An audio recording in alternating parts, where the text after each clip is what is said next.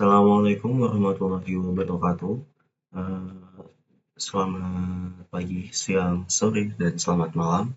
Pada kesempatan kali ini saya akan mempresentasikan tugas dengan judul Generating Seismic Trace and Frequency Component Analysis Using FFT dan EFFT atau Inverse FFT. Nah, dimana sebelumnya perkenalkan, saya Sandi Yusuf Masliawan dengan NRP 50172411030 dari kelas ADDGB, di mana secara umum tugas ini membahas bagaimana sebuah seismic trace sintetik dibuat, kemudian dianalisis komponen frekuensinya menggunakan FFT. Setelah itu, salah satu komponen frekuensi dihapus, lalu sinyal dikembalikan lagi ke domain waktu menggunakan FFT. Lanjut menuju slide selanjutnya, di mana untuk simulation objektif kita kali ini yaitu pertama yaitu saya membuat seismic trace sintetik. Lalu trace ini dibuat dari gabungan beberapa komponen frekuensi yaitu untuk frekuensi dominannya yaitu ada di 10 Hz, 30 Hz, dan 60 Hz. Dimana kedua, saya akan menganalisis komponen frekuensi dari trace tersebut menggunakan FFT. Lalu dengan FFT, sinyal yang awalnya berada di domain waktu dapat diubah menjadi domain frekuensi. Nah, ketiga, saya menghapus masing-masing komponen frekuensi yaitu 10 Hz, 30 Hz, dan 60 Hz.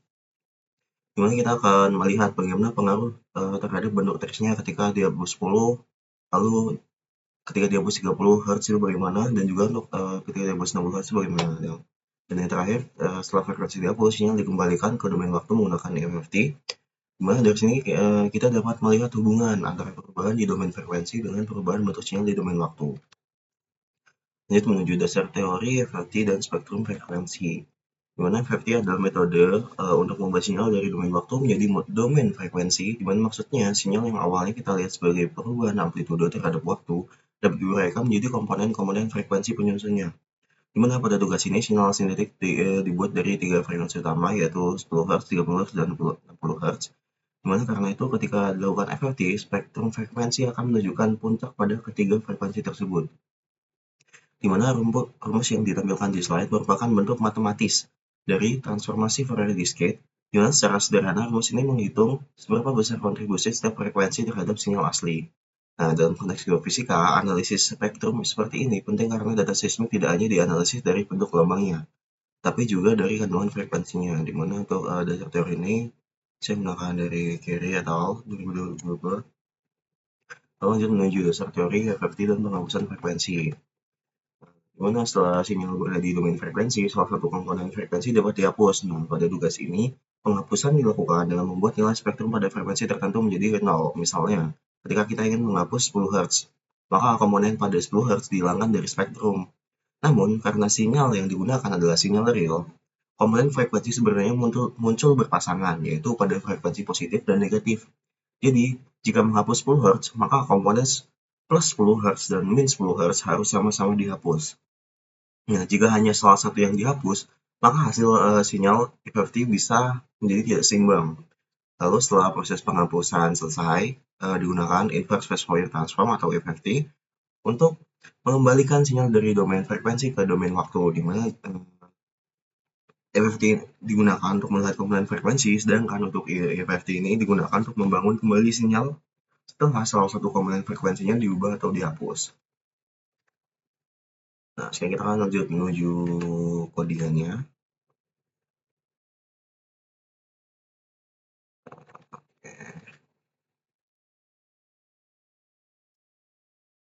Pertama kita akan memberikan yaitu ada import NumPy dan juga Matplotlib seperti biasa. Setelah itu kita akan langsung mendefinisikan sampling frekuensi, lalu ada sampling period dan juga length of signalnya yaitu 1000. Lalu untuk type vector t sama dengan np.arrange l kali t. Lalu kita akan mendefinisikan frekuensi komponennya, yaitu tadi kita gunakan untuk F1 10 Hz, F2 30 Hz, dan F3 60 Hz. Selanjutnya kita akan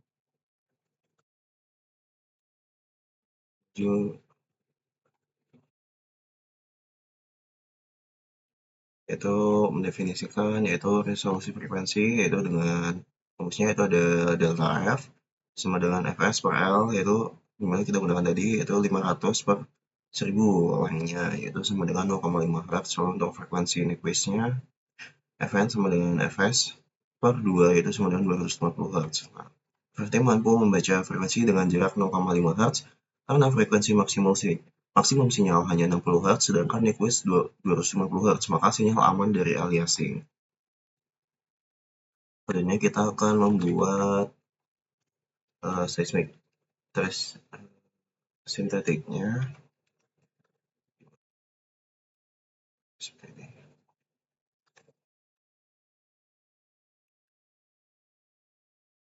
Dimana untuk sinyal dari gabungan 3 gelombang sinus, yaitu saya menggunakan XT sama dengan sin 2P 10T plus 0,7 sin 2P 30T plus 0,5 sin 2P 60T. Dimana amplitude 10 Hz yang paling besar, sehingga komponen ini akan paling dominan pada spektrum. Lalu untuk frekuensi 30 Hz akan memberikan variasi menengah, dan sedangkan 60 Hz memberikan detail cepat pada sinyal.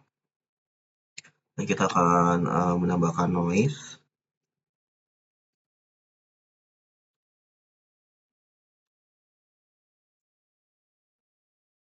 dengan menggunakan NP random seed, dimana agar noise tetap sama untuk setiap perannya. Dimana untuk noise-nya sama dengan 0,5 kali NP dot random NT. Lalu untuk seismic trace-nya yaitu sinyal dengan noise, untuk menambahkan noise pada seismic trace kita. Kita akan lanjut untuk membuat one side spectrum. Nah, teman kita definisikan one side spectrum. Lalu ada P2, yaitu untuk menghitung amplitude spektrum. Lalu ada P1, yaitu untuk mengambil frekuensi positif dari 0 Hz sampai Nyquist. Lalu untuk di yang P1 sampai dengan min 1 dibagi min 1, yaitu untuk mengoreksi amplitudo karena spektrum negatif tidak diambilkan. Lalu F, yaitu untuk membuat sumber frekuensinya. Cuma karena sinyal real memiliki spektrum positif dan negatif yang simetris, cukup ditampilkan frekuensi positif saja. Hasilnya lebih mudah dibaca, terutama untuk melihat puncak 10 Hz, 30 Hz, dan 60 Hz. Selanjutnya kita akan membuat itu fungsi atau mendefinisikan untuk menghapus frekuensinya.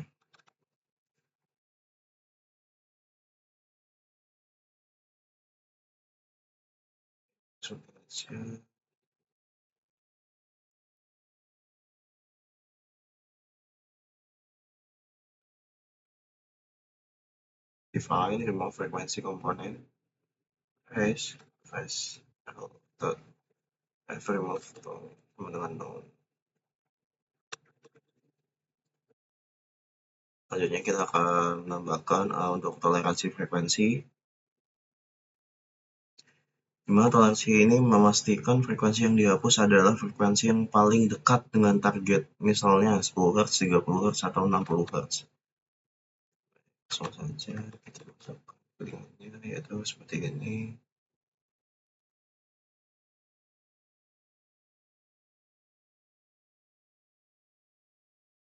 If so is no.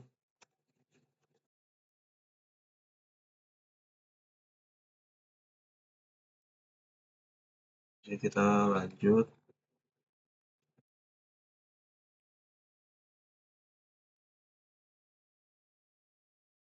Dimana untuk fungsi Y sama dengan NP ini, dimana ini full spectrum tuh wajib digunakan karena sinyal RF memiliki pasangan frekuensi positif dan negatif, misalnya 10 plus 10 Hz dan min 10 Hz, dimana Y ini adalah hasil FFT dari trace. Lalu untuk F full ini merupakan daftar frekuensi full spectrum, dimana termasuk frekuensi positif dan negatifnya. Lalu lanjut untuk mask ini, yaitu mencari untuk frekuensi yang akan dihapus. Misalkan F remove sama dengan 10, maka yang dipilih adalah plus 10 Hz dan min 10 Hz. Lanjut untuk Y filter, dimana untuk Y filter ini membuat salinan spektrum, lalu frekuensi target itu dibuat 0. Nah, jadi jika 10 Hz yang dihapus, maka puncak 10 Hz pada spektrum itu akan hilang. Begitu juga jika kita akan menghapus untuk 30 Hz dan juga 60 Hz. Kita akan lanjut menuju trace filter. Untuk touch filter ini sendiri yaitu mengubah sinyal dari domain frekuensi kembali menuju domain waktu. Ini merupakan bagian real dari hasil EFFT-nya. Dimana hasil EFFT merupakan yaitu seismic trace baru yang sudah kehilangan salah satu komponen frekuensinya. Jadi ketika normalnya memiliki frekuensi yang lengkap yaitu 10 Hz, 30 Hz, 60 Hz, dan lainnya. EFFT ini merupakan hasil seismic trace baru ketika salah satu Hz yang kita ingin hapus itu sudah terhapus. Nah, sekarang kita akan lanjut untuk mendefinisikan fungsi plottingnya. Gimana untuk membuat setiap grafik skenario penghapusan frekuensi. Kita lanjut.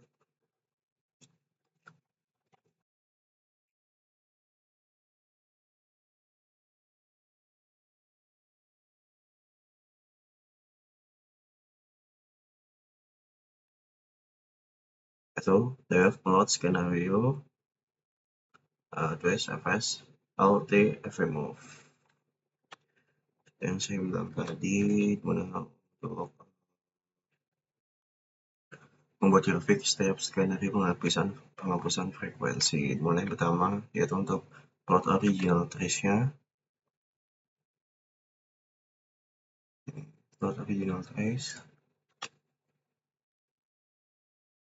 dimana menunjukkan seismic trace sebelum penghapusan frekuensi, yaitu trace yang terlihat kompleks yang tersusun dari 10 Hz, 30 Hz, 90 Hz, dan juga noise yang ada. Lalu untuk plot original spectrum, dimana untuk menunjukkan spektrum frekuensi original, yang utama pada 10 Hz, 30 Hz, dan 60 Hz. Nah, selanjutnya ini ada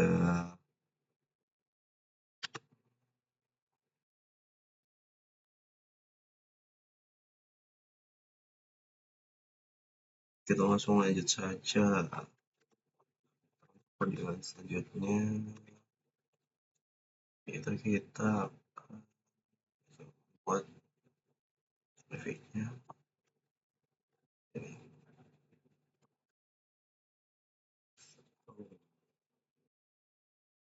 Nah, seperti yang kita ketahui, di mana ini untuk original seismic trace-nya, kita gunakan plot seperti ini. Kalau kita set titelnya atau judulnya, labelnya yaitu time, di labelnya amplitude, temperature, dan legendnya original trace. Kita lakukan untuk frekuensi spektrum.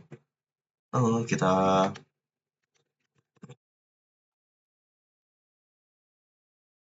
menandai peak frekuensinya, di mana bagian ini untuk for fp in 10 Hz, 30 Hz, dan 60 Hz ini untuk menandai titik dan label pada frekuensi 10 Hz, 30 Hz, dan 60 Hz, di mana ini membantu agar kita dapat lebih mudah untuk membaca bahwa puncak spektrum memang sesuai dengan frekuensi pembentuk sinyalnya. Kita akan lanjut. Nah, ini untuk plotting frekuensi spektrum after removal. Setelah meremove 10 Hz, 30 Hz, dan 60 Hz, lalu ada trace after FFT, itu hasil trace seismic, plotting hasil trace seismic. After FFT, lalu ada yang terakhir yaitu ada comparison, untuk membandingkan ketiganya, yaitu yang kita akan langsung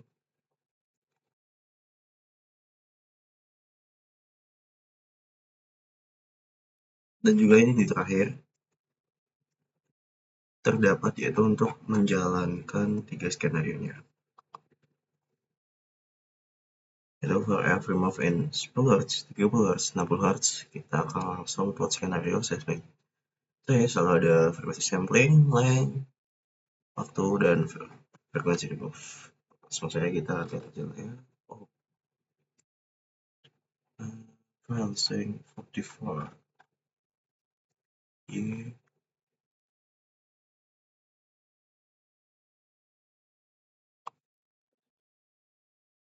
ada sedikit kesalahan. Langsung saja kita coba lagi.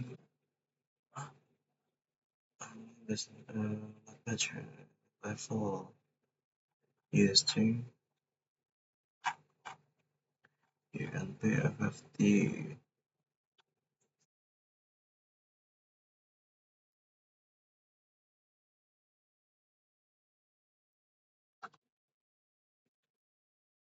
F.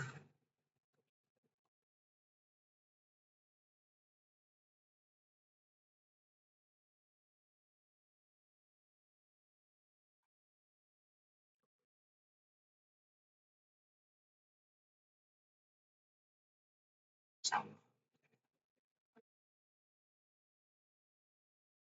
Kita dapatkan hasilnya seperti ini. Untuk hasilnya sudah saya masukkan ke PPT, jadi kita akan langsung lanjut saja menuju PPT-nya.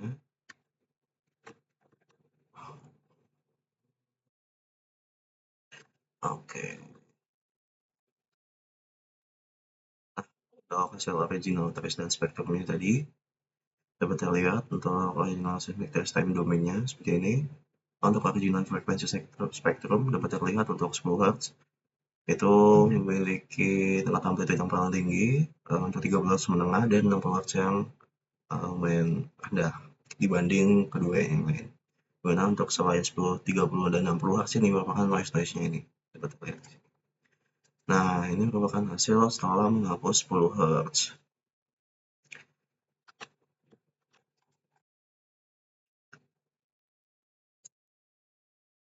Nah, di sini tuh dapat terlihat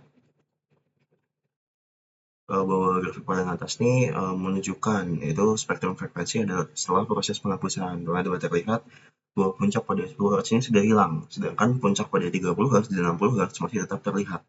Lalu untuk grafik tengah yaitu menunjukkan seismic trace hasil EFFT setelah 10 Hz dihapus. Lalu dibandingkan dengan original trace, bentuk sinyal ini berubah cukup besar ya. Dapat terlihat bahwa lebih kacau dikarenakan untuk dapat terlihat di sini bahwa 10 Hz ini merupakan komponen frekuensi rendah dengan amplitude yang paling dominan, di mana frekuensi 10 Hz ini itu memberikan pola gelombang yang lebih panjang dan lebih besar daripada trace. Dikarenakan ketika 10 Hz ini dihapus, yaitu pola besar dari sinyal itu ikut berkurang, di mana akibatnya trace jadi lebih didominasi oleh komponen 30 Hz dan 60 Hz yang memiliki osilasi yang lebih cepat. Nah, jadi penghapusan 10 Hz ini memberikan perubahan yang paling signifikan terhadap bentuk seismic trace. Kita akan lanjut menuju hasil setelah menghapus 30 Hz-nya. Dapat terlihat untuk frekuensi spektrum 30 Hz menghilang. Langsung lanjut menuju grafik tengahnya, di mana terlihat pada hasil EFFT bentuk sinyal memang berubah, tetapi perubahannya tidak sebesar saat 10 Hz dihapus. Di mana hal ini karena komponen 10 Hz ini masih ada dan masih menjadi komponen dominan dalam sinyal ini. Di mana frekuensi 30 Hz ini dapat dianggap sebagai komponen menengah, di mana komponen ini mempengaruhi bentuk sinyal, tapi bukan membentuk pola utama yang paling kuat. Nah, karena itu ketika 30 Hz ini dihapus, terus mengalami perubahan pada bentuk gelombangnya. Tapi pola utama dari sinyal masih tetap diperankan oleh komponen 10 Hz. Kita akan langsung lanjut menuju hasil setelah menghapus 60 Hz dapat terlihat untuk frekuensi spektrumnya. Untuk 60 Hz-nya itu sudah menghilang dan masih terdapat untuk 10 Hz dan juga untuk 30 Hz. Langsung lanjut menuju domain waktu trace hasil EFFT yaitu tampak sedikit lebih halus dibandingkan original trace-nya, di mana untuk hasil seismic trace after EFFT 60 Hz move-nya seperti ini dan originalnya seperti ini dapat terlihat lebih mulus. Nah, ini bisa terjadi dikarenakan itu frekuensi 60 Hz ini kan merupakan frekuensi yang sangat amat tinggi, di mana itu sangat berperan terhadap detail cepat atau wiggle kecil pada sinyal. Jadi ketika komponen 60 Hz ini dihapus, detail cepat tersebut akan berkurang. Namun bentuk utama trace masih relatif mirip dengan original, karena komponen 10 Hz dan 30 Hz masih tetap ada. Jadi penghapusan 60 Hz ini terutama mempengaruhi komponen cepat pada sinyal dan membuat trace terlihat lebih smooth. Nah, dari ketiga skenario milik saya ini, dapat disimpulkan bahwa setiap frekuensi ini memiliki peran yang berbeda dalam membentuk seismic trace. Untuk frekuensi 10 Hz berperan besar terhadap pola utama sinyal, sehingga ketika dihapus perubahan trace itu paling terlihat. Untuk frekuensi 30 Hz berperan sebagai komponen menengah, sehingga penghapusannya mengubah bentuk sinyal tetapi tidak se-ekstrem penghapusan 10 Hz. Nah, untuk frekuensi 60 Hz atau frekuensi besar ini itu berperan terhadap detail cepat, sehingga ketika dihapus trace menjadi lebih halus, di mana secara keseluruhan Tugas ini menunjukkan bahwa perubahan pada domain frekuensi akan langsung mempengaruhi bentuk sinyal di domain waktu. Lalu untuk FFT dan MFFT sangat berguna untuk memahami hubungan tersebut dalam analisis data geofisika.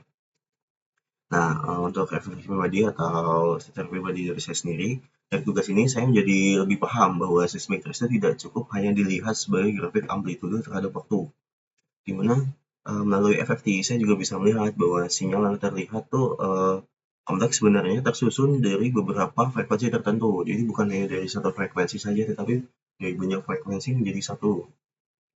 Di mana kemudian setelah melalui FFT tadi, yaitu saya bisa melihat bahwa ketika satu frekuensi dihapus, bentuk trace di domain tuh waktu juga ikut berubah.